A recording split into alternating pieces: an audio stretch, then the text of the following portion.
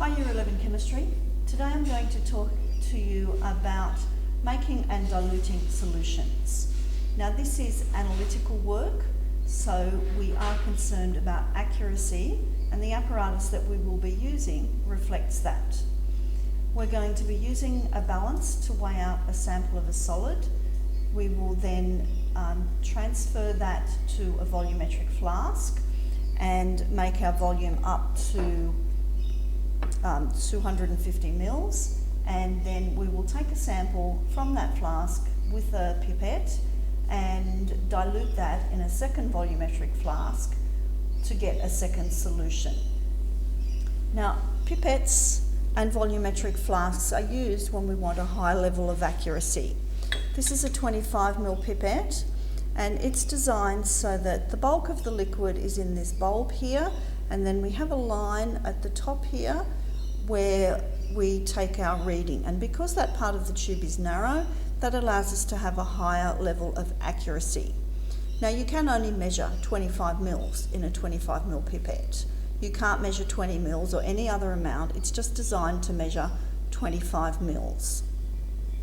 The volumetric flasks that we use are also designed for one volume. So this is a 250 ml volumetric flask. Similar design in that we've got the bulk of the liquid in a bulb at the base, and we've got a narrower neck on the tube with a line across where we take our reading. And again, because that is narrower, that gives us a higher level of accuracy. Now I'm going to make up a sodium chloride solution, a 0.1 molar sodium chloride solution, and I've worked out that to make up 250 mils of that solution, I need to weigh out 1.46 grams. So that's what I will do now.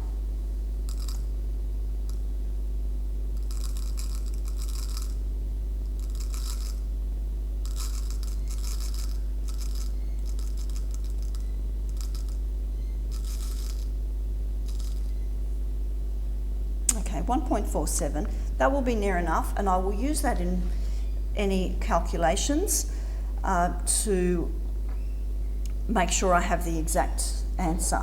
Now what I'm going to do is I'm just going to add some distilled water to that and dissolve it. And then I'm going to transfer that to the volumetric flask and make that up to 250 mils.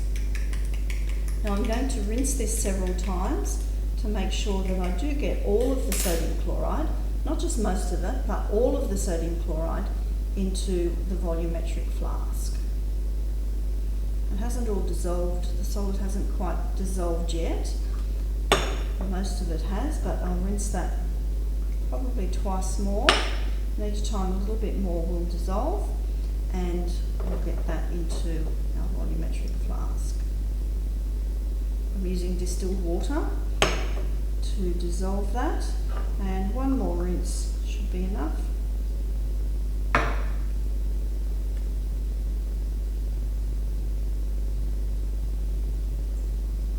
And the final task is to make that up to the mark with distilled water.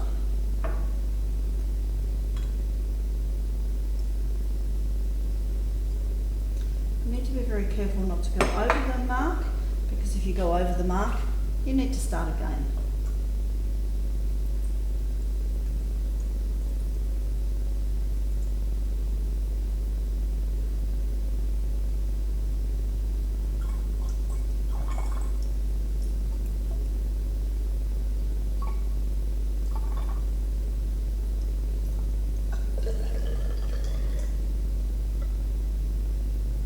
Now we need to check our measurements at eye level.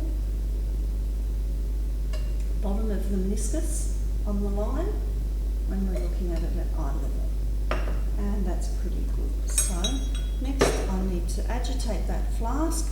Normally we turn it upside down a number of times, and that ensures that we have the solid properly dissolved and also properly mixed, because we are relying on that concentration being accurate to get our next concentration accurate as well. A pipette. To use a pipette, we need a bulb and there's various designs of pipette fillers, but this one, I find most students prefer these kind. This is a bulb. I'll just start again with it. Now at the top, if you pinch that between your fingers, it says A there, and what that means is it stands for A, which is expelling the air. So while I'm pinching that, I'm just going to squeeze it and expel the air from the bulb.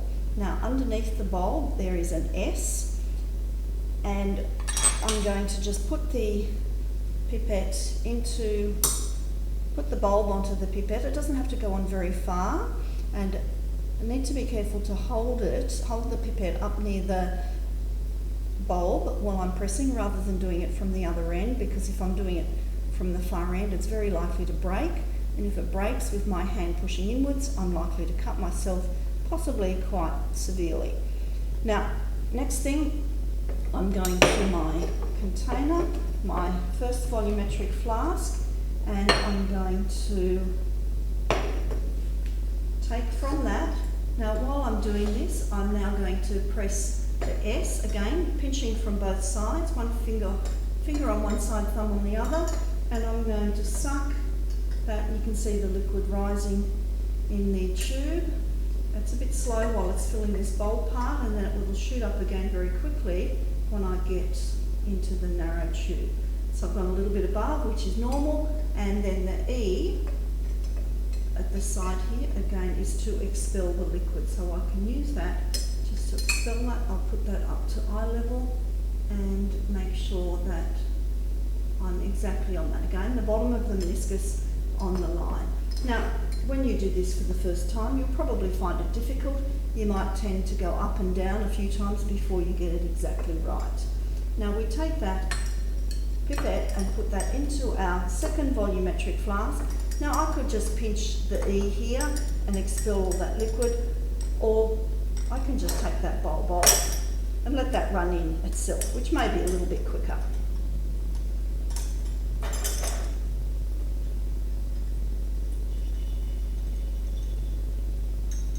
Now generally when we use a pipette, there's a very small amount of liquid just left in the bottom. I'm not sure how clearly you can see that on the video, but there is a little bit of liquid in there. We leave it in there. The pipette is graduated to take that into account, so we don't actually blow that to get the last little bit out. Now once again, I'm going to make that up to 250 mils with distilled water.